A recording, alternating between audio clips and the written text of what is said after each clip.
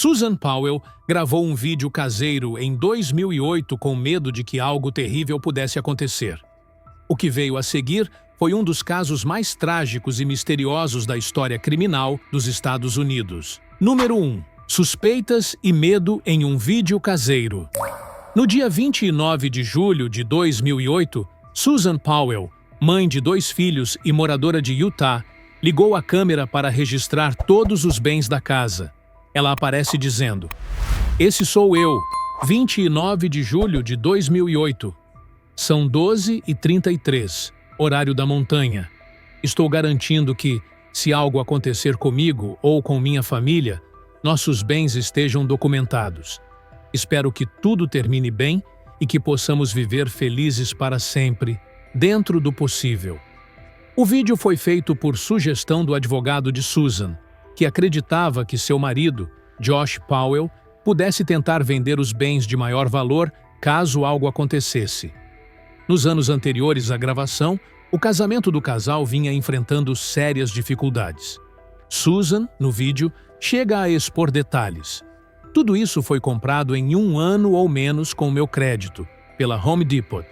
Josh comprou bastante coisa, depois declarou falência, e ainda comprou mais no meu nome."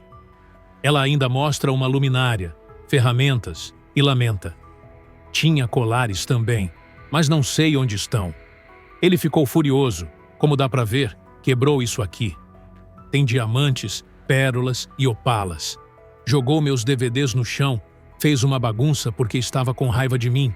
Isso foi há 1 ou 2 anos."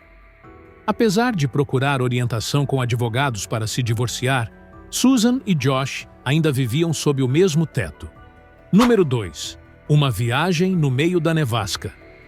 No dia 6 de dezembro de 2009, quase 1 ano e meio após gravar o vídeo, Susan foi à igreja com os filhos pela manhã.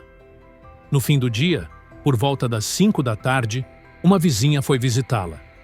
Mais tarde, segundo Josh, ele saiu com os filhos, Charlie e Braden, para acampar no meio da noite, em plena nevasca, na trilha Pony Express.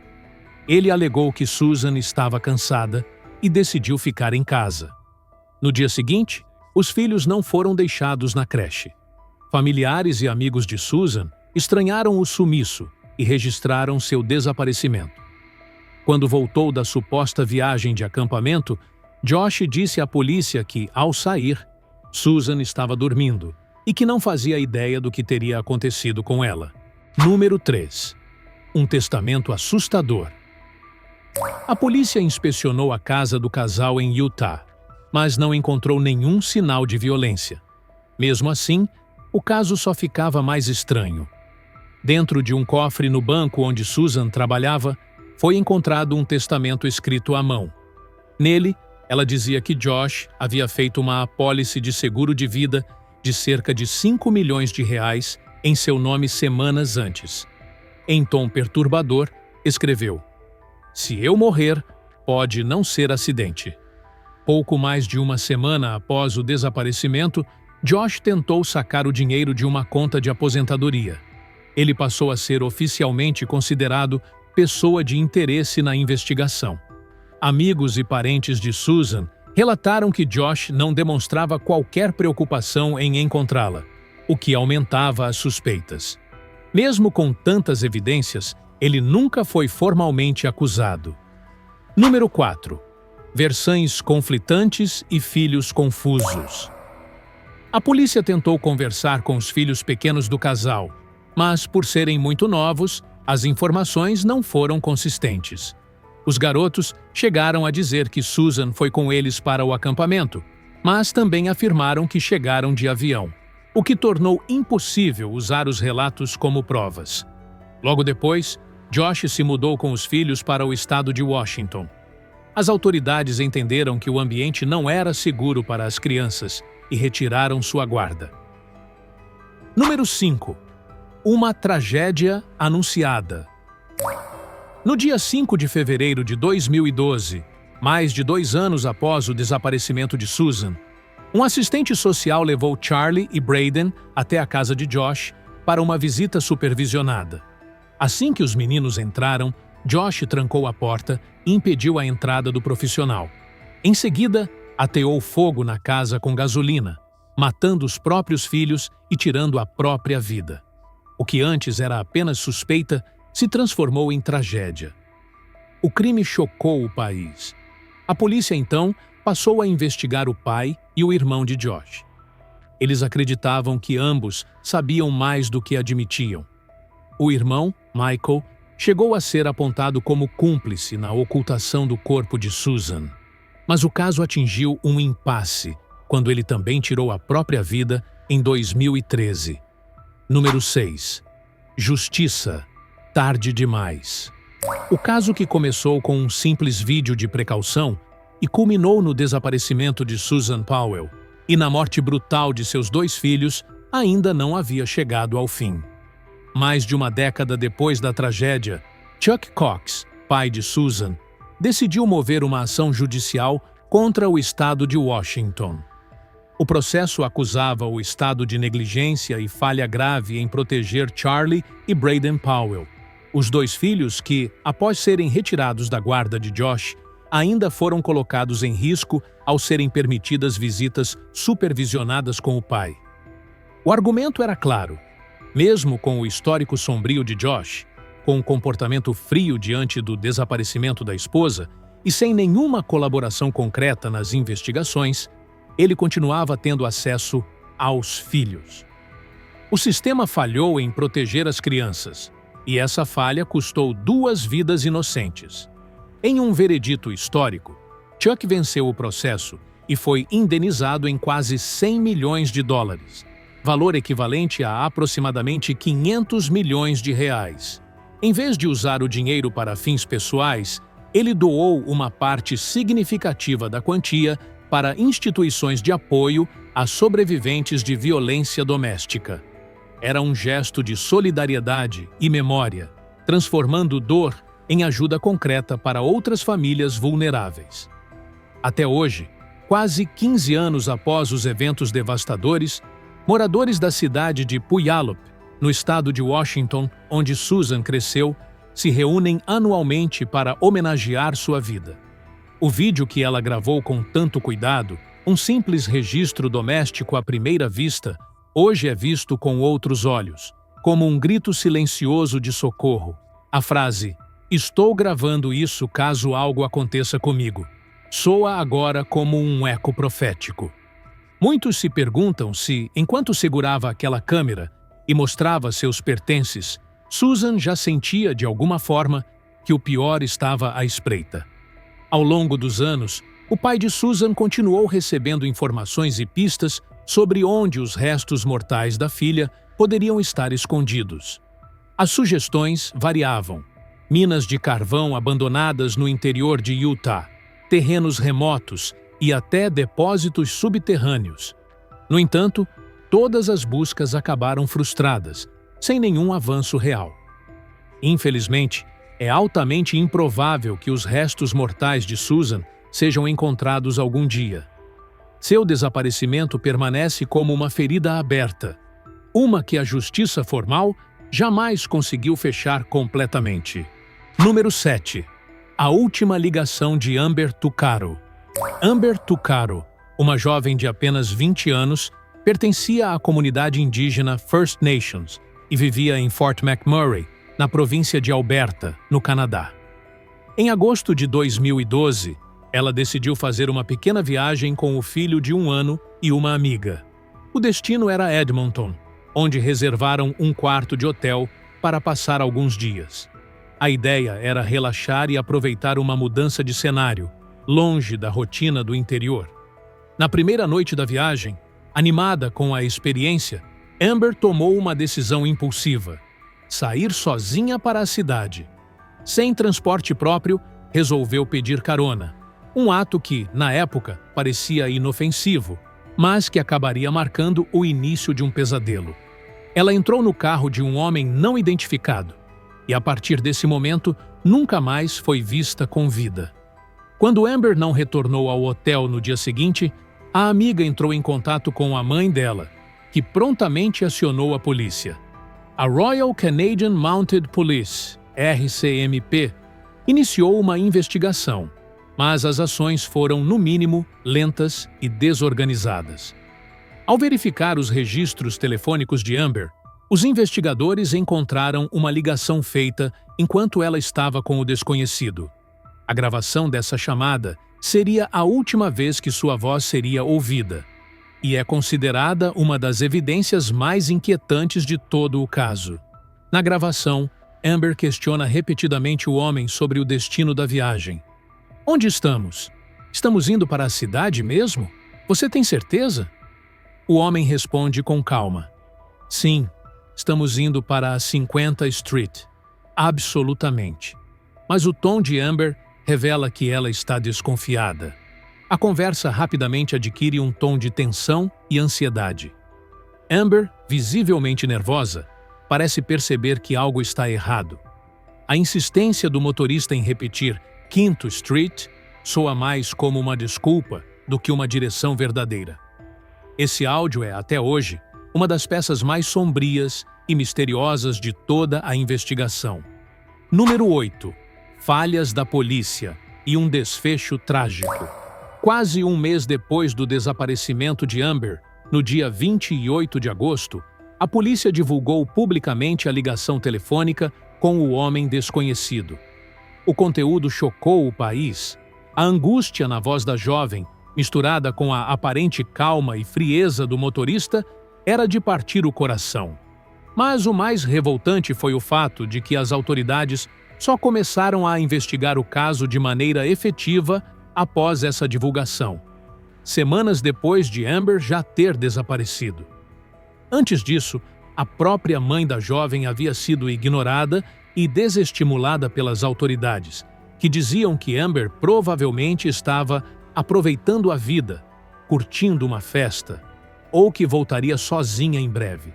Tragicamente, apenas 4 dias após o áudio ser tornado público, em 1º de setembro de 2012, restos mortais foram encontrados por um grupo de cavaleiros em uma propriedade rural, no condado de Leduc, uma área remota, não muito longe de onde Amber havia sido vista pela última vez.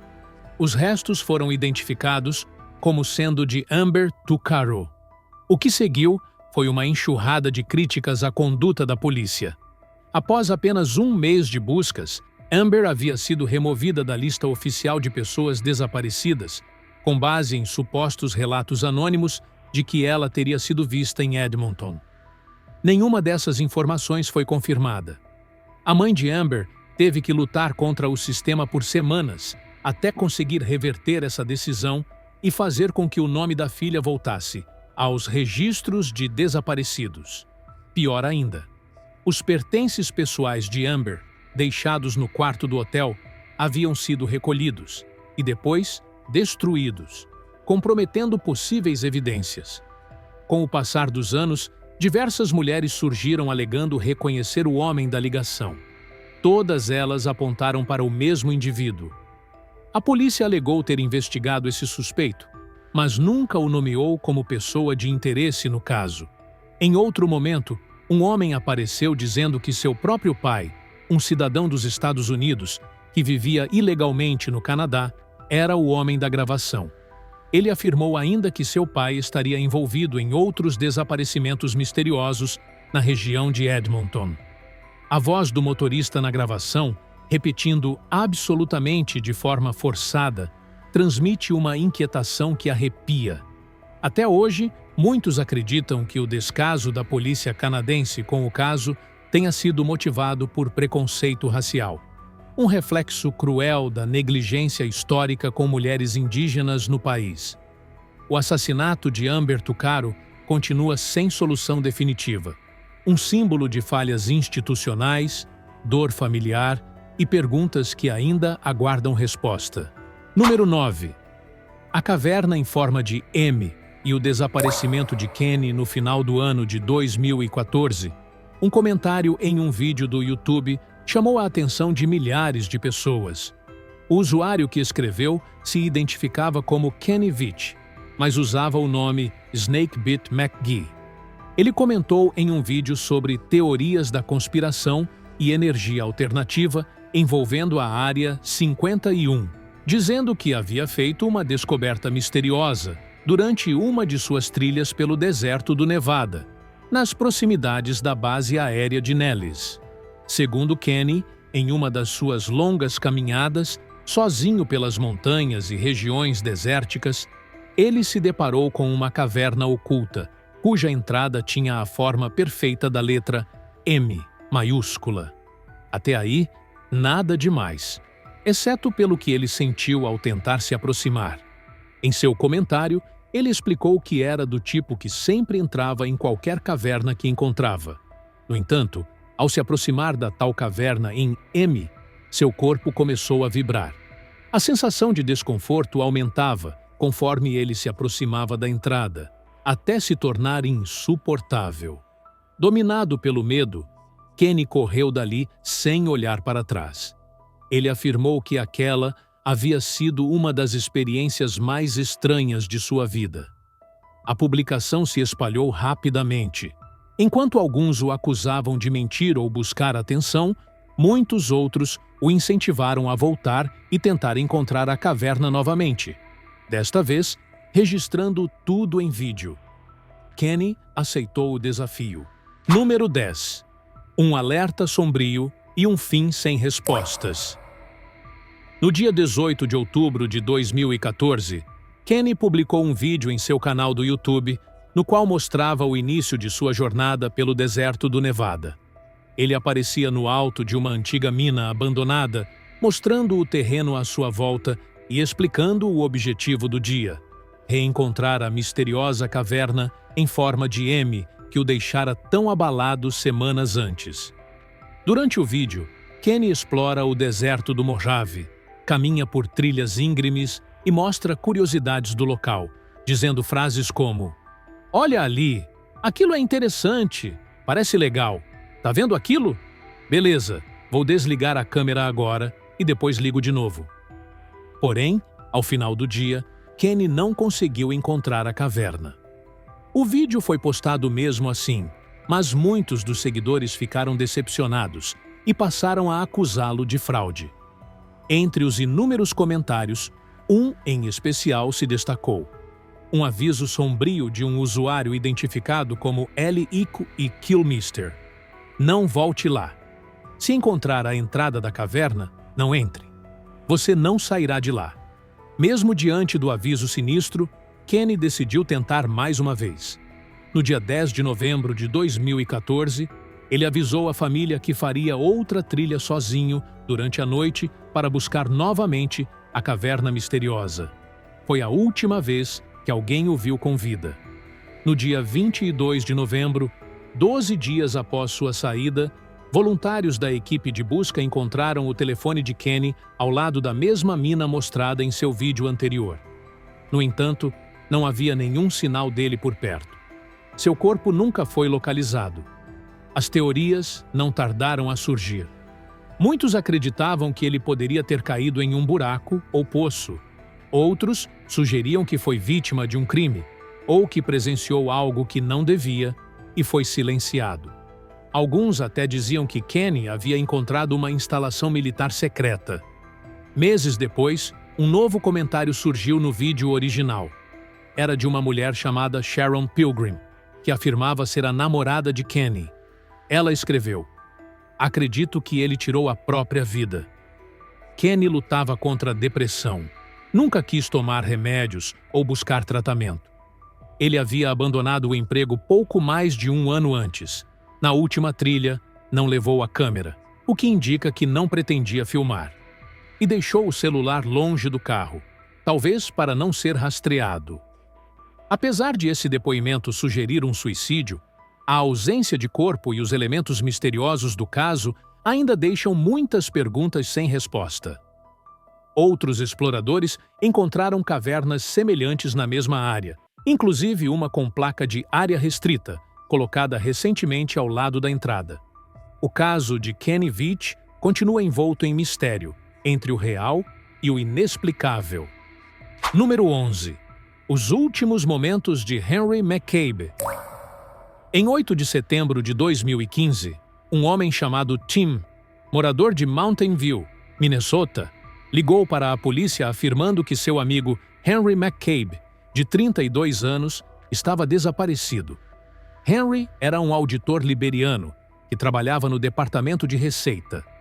Segundo o relato, Henry havia participado de um churrasco organizado por um amigo chamado Emmanuel e depois seguiu para uma boate com 2 conhecidos. Por volta das 2 da manhã, pediu para ser deixado em um posto de gasolina, recusando uma carona para casa. Pouco depois, por volta das 2h20 da manhã, ligou para sua esposa. Segundo ela, Henry estava falando coisas desconexas. Como não conseguia entender direito o que acontecia, ela tentou ligar para um amigo dele pedindo ajuda. O amigo não atendeu, mas a ligação caiu na caixa postal, e os 2 minutos finais da ligação ficaram gravados. O áudio é perturbador. Ruídos, grunhidos, gemidos e sons confusos. Parecia que alguém estava sendo atacado. Não se consegue entender quase nenhuma palavra. Número 12. Um corpo em um lago e muitas dúvidas. Na mesma noite, outro amigo ligou para Henry e disse à polícia que parecia haver uma briga acontecendo no fundo da ligação. Estranhamente, mesmo achando os sons completamente fora do normal, a esposa de Henry só tentou uma ligação para buscar ajuda e, sem retorno, voltou a dormir. O histórico de ligações mostrou que Henry telefonou mais de 20 vezes para um número do Texas naquele dia. Quando a polícia tentou rastrear, o número já estava desativado. Nos dias seguintes, novas chamadas foram feitas do telefone dele para o mesmo número. Curiosamente, câmeras de segurança da área do posto não mostraram o carro de William, amigo que disse tê-lo deixado lá. Mais tarde, William mudou a história e disse que deixou Henry em outro posto, a quilômetros de distância. Um informante do FBI relatou que Emmanuel, o anfitrião do churrasco, e 3 outros homens costumavam se afastar dos grupos de busca e conversar em particular, com um comportamento suspeito. No dia 2 de outubro, a delegacia de New Brighton recebeu uma carta anônima dizendo: corpo de Henry McCabe está perto da água, parcialmente enterrado. Precisa de cães farejadores. Testemunha viu o enterro. Mulher jovem com medo. Pode ser anônima. Protegida. No dia 2 de novembro, o corpo de Henry foi encontrado no Lago Rush, perto do local onde teria sido deixado. Não havia sinais de violência externa. Mesmo com a carta anônima sugerindo o enterro, nenhuma evidência conclusiva foi apresentada. A hipótese de suicídio, assassinato ou algo totalmente diferente permanece em aberto. Até hoje, o mistério da morte de Henry McCabe permanece sem solução. Número 13. A desaparecimento misterioso de Brandon Lawson. No verão de 2013, Brandon Lawson, um trabalhador do setor petrolífero do Texas de 26 anos, chegou em casa após mais um dia exaustivo e teve uma discussão acalorada com sua companheira de longa data. A relação vinha se deteriorando. Brandon trabalhava praticamente todos os dias da semana. O filho mais novo do casal ainda era um bebê, e ele havia recentemente tido uma recaída em seu vício, o que causava mais tensão entre os dois. Não se sabe ao certo se ele foi expulso de casa ou se saiu por conta própria, mas por volta da meia-noite do dia 8 de agosto, Brandon entrou em sua caminhonete Ford F-150 prata e saiu dirigindo da cidade de San Angelo, e nunca mais seria visto com vida.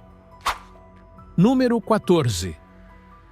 Um pedido de socorro críptico à polícia. Cerca de 30 minutos depois de deixar sua casa, Brandon ligou para seu irmão Kyle, dizendo que seu veículo havia ficado sem combustível em uma estrada deserta a alguns quilômetros ao sul da cidade de Bronte, em um trecho isolado e escuro da rodovia. Kyle, que morava a cerca de 1 quilômetro da casa de Brandon, foi buscar um galão de gasolina e saiu para tentar ajudá-lo. Porém, por volta de 0h50 minutos, Brandon fez uma ligação angustiante para o serviço de emergência. Sim, estou no meio do campo. Tem uns caras perseguindo a gente. Tem um carro aqui do lado. Meu caminhão ficou sem combustível. Por favor, venham rápido. A atendente tenta entender. Você bateu o carro? Eu corri. Entrei em um deles. Você precisa de ambulância? Não, eu preciso é da polícia. A ligação termina de forma confusa, com ruídos ao fundo e Brandon aparentemente tentando se proteger de algo, ou alguém. Muitos acreditam que é possível ouvir tiros ou vozes adicionais no áudio, mas nada foi confirmado. Número 15. Paranoia, contradições e sumiço total. 8 minutos após a ligação ao 911, outro motorista ligou para informar que havia uma caminhonete prata parada de maneira perigosa na estrada, com parte do veículo invadindo a faixa contrária. Enquanto isso, Brandon e Kyle trocavam várias ligações. Embora nenhuma delas tenha sido gravada, Kyle relatou que Brandon parecia extremamente paranoico e repetia que estava sendo perseguido por mexicanos do bairro. Quando o irmão o confrontou perguntando se ele tinha usado drogas, Brandon negou com veemência. Por volta da 1h10 da manhã, Kyle chegou ao local onde o caminhão estava parado, mas Brandon não estava lá. Pouco depois, Brandon ligou novamente para o irmão, dizendo que podia vê-lo e que também via o policial que havia acabado de chegar ao local. Ele afirmou ainda que estava sangrando e que precisava de ajuda imediatamente. No entanto, apesar do que dizia, ele não era visto por ninguém. Kyle continuou tentando ligar para Brandon, mas as chamadas passaram a cair diretamente na caixa postal. As buscas começaram oficialmente na manhã seguinte. A polícia mobilizou helicópteros, cães farejadores, câmeras térmicas e uma grande força-tarefa. Nada foi encontrado. Número 16. Pistas tardias e um corpo ainda sem identificação. Algum tempo depois, descobriu-se que Brandon havia sacado seu fundo de aposentadoria na noite do desaparecimento, o que levantou suspeitas de que ele talvez tivesse fugido por vontade própria. No entanto, os telefonemas caóticos e sua ligação para a polícia sugerem que ele realmente estava em perigo. Em fevereiro de 2022, quase 9 anos depois do desaparecimento, um pequeno grupo formado por familiares e amigos de Brandon realizou uma busca por conta própria. Durante a expedição, encontraram um par de sapatos e roupas que batiam exatamente com a descrição do que Brandon usava na noite em que desapareceu. Pouco tempo depois, a polícia localizou restos humanos próximos ao local das roupas.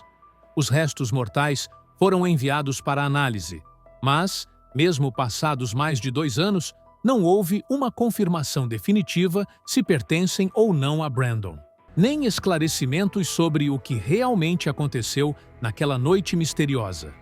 Enquanto a família espera por respostas, o caso de Brandon Lawson permanece como um dos desaparecimentos mais inquietantes e sem solução dos últimos anos. Casos como os de Susan Powell, Amber Tuccaro, Kenny Veach, Henry McCabe e Brandon Lawson mostram o quão frágeis são as linhas entre o mistério, o crime e o descaso.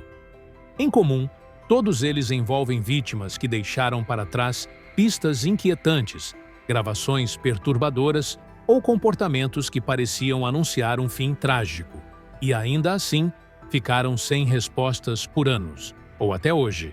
Para as famílias, o tempo não traz alívio quando o destino de quem amam permanece envolto em silêncio e dúvidas.